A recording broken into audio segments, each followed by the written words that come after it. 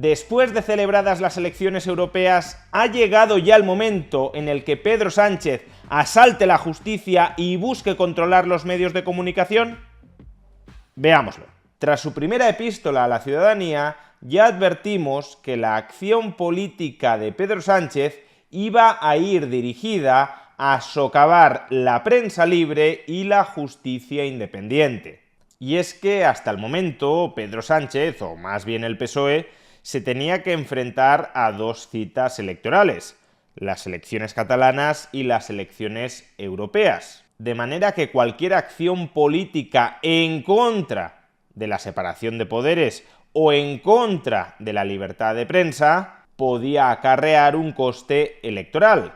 Sin embargo, ahora que estas citas electorales han concluido, Pedro Sánchez ya tiene el terreno despejado para poder desplegar su agenda iliberal. Esto mismo es lo que nos confesaba este pasado viernes Carlos Cue, algo así como el cronista oficial del régimen sanchista, en las páginas del diario El País. Titular de la noticia: las europeas ponen en marcha la legislatura. Es decir, que hasta este momento la legislatura no estaba en marcha, estaba durmiente. Sánchez tiene previsto acelerar si sale reforzado y prepara su plan de regeneración. Su plan de regeneración, en lugar de degeneración.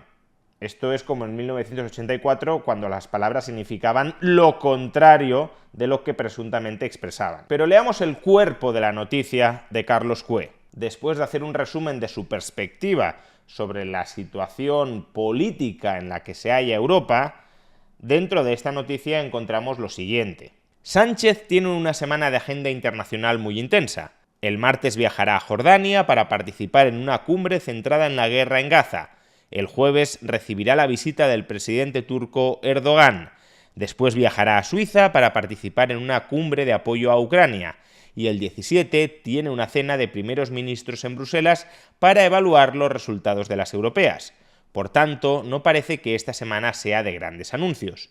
Pero todo está listo ya para pactar con Sumar la agenda de regeneración democrática que prometió el presidente después de su amago de dimisión y poder presentarla. Hay equipos trabajando en este asunto de forma específica.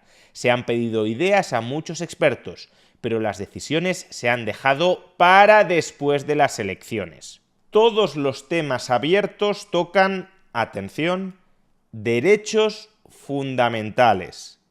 Serán muy polémicos y contarán con el rechazo casi seguro de la oposición, tanto los que puedan afectar a los medios de comunicación, sobre todo la transparencia en su financiación, como los que toquen a la justicia.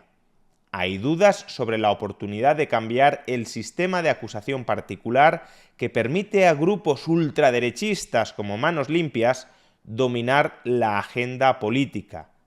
Pero Sánchez y los suyos creen que hay un ambiente social propicio y que esta campaña, con el inédito protagonismo de un juez de instrucción o el ascenso de un propagador de teorías de la conspiración como Alvise Pérez, puede servir de ejemplo para que muchos ciudadanos respalden las medidas que se van a proponer.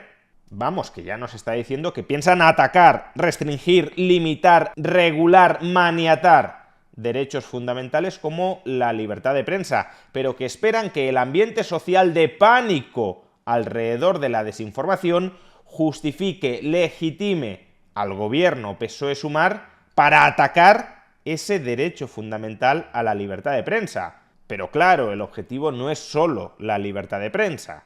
Seguimos leyendo. Sánchez también tiene que tomar una decisión definitiva para ver cómo se resuelve el problema de la renovación del Consejo General del Poder Judicial. El gobierno aún se plantea la posibilidad de que el PP, que tiene presión del mundo de la justicia, acepte una negociación en serio como la de finales de 2022. De hecho, el Ejecutivo ha planteado un paquete: negociar varios órganos pendientes, incluido el gobernador del Banco de España. Los populares quieren renovar el Banco de España aparte y el gobierno le ha contestado que todo junto, porque no tiene sentido ponerse de acuerdo para una cosa y no para la otra, que esa otra cosa es más urgente porque lleva más de 2000 días bloqueada, 5 años y medio. Vamos, que el PP le reclama al PSOE despolitizar la justicia y el PSOE le dice, como yo no quiero despolitizar la justicia, yo lo que quiero es controlar la justicia, si no aceptas que nos repartamos a los jueces, yo te bloqueo la renovación del resto de instituciones que están al margen de la justicia, como por ejemplo el gobernador del Banco de España. O control socialista de la justicia o bloqueo institucional. Tú eliges, PP. Pero sigamos. Sánchez dará probablemente un ultimátum, y si el PP sigue en el bloqueo, llevará al Parlamento una solución legal que está preparando Félix Bolaños, ministro de Justicia, y aún no quieren desvelar. El cambio de mayorías es la vía más delicada. Además, el PP ha perdido mucho crédito ante la Comisión Europea después de pedirle que mediara y mantener frente a ella su bloqueo de 5 años y medio. Es decir, que sotto voce ya nos están avanzando que pretenden reducir la mayoría cualificada en las cámaras para renovar el Consejo General del Poder Judicial, de tal manera que el PSOE y los suyos puedan controlar el gobierno de los jueces apenas con 176 votos en el Parlamento. En definitiva, que Pedro Sánchez se haya quedado quieto hasta el momento no significa que se haya olvidado de su plan de asalto a la justicia y de su plan de socavamiento de la libertad de prensa. Si Sánchez se ha quedado quieto hasta el momento ha sido meramente por una estrategia electoral. Pero ahora que ya no hay elecciones en el horizonte, pretende retomar esa agenda iliberal de asalto a la justicia y de control de la prensa independiente. El propio diario El País se ha encargado de ir introduciendo poquito a poco este mensaje, que no os coja desprevenidos, que a partir de ahora Pedro Sánchez pretende darle un volantazo a la legislatura para controlar las instituciones y para controlar la prensa. Ahora, después de todas estas elecciones, es cuando comienza la investidura, es cuando Pedro Sánchez nos puede mostrar su verdadero rostro. Si acaso la única luz de esperanza que podría quedar encendida en esta ofensiva liberticida de Pedro Sánchez es que la propia entradilla de la noticia del País establecía la siguiente condición para que Pedro Sánchez se lanzara a impulsar su plan de asalto a la justicia y de control de la prensa independiente. Releámoslo. Sánchez tiene previsto acelerar si sale reforzado y prepara su plan de regeneración. Es decir, que si Sánchez sale reforzado de estas elecciones europeas, pretende desplegar por entero su plan de regeneración democrática, que en realidad, ya lo hemos dicho, es de degeneración democrática.